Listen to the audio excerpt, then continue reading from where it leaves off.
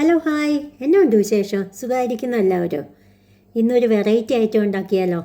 വായോ, നമുക്ക് നോക്കാം. ഇതേ എന്നാണെന്നറിയാമോ? ഇത് ലാമ്പിൻ്റെ ലിവറാണേ. ഇത് നന്നായിട്ട് ചെറുതായിട്ട് കണ്ടിച്ച് നന്നായി കഴുകിയതിന് ശേഷം ഇതിൻ്റെ അകത്ത് ഇച്ചിരി വെളുത്തുള്ളി ഇഞ്ചി പേസ്റ്റ്, പെപ്പർ പൗഡർ, പിന്നെ പെരുംജീരകം, മുളക് പൊടി, ബീഫ് മസാല, മല്ലിപ്പൊടി, മഞ്ഞൾപ്പൊടി, ഉപ്പ്, പിന്നെ ഇച്ചിരി തേങ്ങാക്കൊത്ത്, പിന്നെ കരിയാപ്പില, ഇതെല്ലാം കൂടെ ഇട്ടതിന് ശേഷം നന്നായിട്ട് ഇത് ഇളക്കി യോജിപ്പിച്ചതിന് ശേഷം നമ്മൾ ഒരു കുക്കറിൽ ഉപ്പ് ഇടണം കേട്ടോ. പിന്നെ എന്നുണ്ടെങ്കിൽ ഇത് കുക്കറിൽ ഒരു 4 വിസിൽ വേവിച്ചാൽ മതി കേട്ടോ. ഇതിൻ്റെ അകത്തേക്ക് വെള്ളം ഒഴിക്കേണ്ട കാര്യമില്ല, വെള്ളം അല്ലാതെ തന്നെ വന്നോളും കേട്ടോ. അപ്പം 4 വിസിലെടുത്ത് ഇത് മാറ്റി വെക്കണം. പിന്നെ ആണെന്നുണ്ടെങ്കിൽ നമ്മളൊരു പാനിലാണെങ്കിൽ ഇച്ചിരി വെളിച്ചെണ്ണയിൽ ഉണ്ടാക്കുന്നതായിരിക്കും ഏറ്റവും നല്ലത് കേട്ടോ. വെളിച്ചെണ്ണയിൽ കടുക് പൊട്ടിച്ചതിന് ശേഷം ഇതിൻ്റെ അകത്തേക്ക് ഇച്ചിരി സാധനങ്ങളെല്ലാം ഇടണം. കരിയാപ്പില, പിന്നെ നമുക്ക് വെളുത്തുള്ളി ഇഞ്ചി പേസ്റ്റ്, ഇച്ചിരി പച്ചമുളക്. ഞാൻ എപ്പോഴും എരിവ് കുറച്ച് ഉണ്ടാക്കാറുള്ളത്, പക്ഷേ ഇതിന് കുരുമുളക് നന്നായിട്ട് വേണം.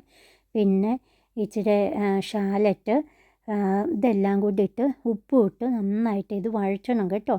വഴറ്റി കഴിഞ്ഞ് ഇതിൻ്റെ അകത്ത് നമ്മൾ ഓൾറെഡി എല്ലാ പൊടികളൊക്കെ ഇട്ടാറുള്ള എല്ലാം ഇച്ചിരി എങ്ങാനും ഇട്ടാൽ മതി. പിന്നെ ഇതിൻ്റെ അകത്തേക്ക് ഒരു ബീഫ് അതിൻ്റെ ഒരു സ്റ്റോക്ക് ഉണ്ട് കേട്ടോ, അതൊരു ടിപ്പാണ് കേട്ടോ.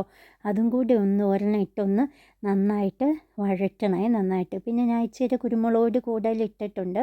അതിട്ടതിന് ശേഷം വേവിച്ച് വെച്ചിരിക്കുന്ന നമ്മുടെ സംഗതി ഉണ്ടല്ലോ, ലിവർ, അതും ഇട്ട് നന്നായിട്ട് ഒരു ബ്ലാക്ക് കളർ ആവുന്നേരം വരെ ഇത് പറ്റിച്ച് നന്നായിട്ട് എടുക്കണം കേട്ടോ. ഇത് ഒത്തിരി ആരോഗ്യ ഗുണമുള്ളതാണ്.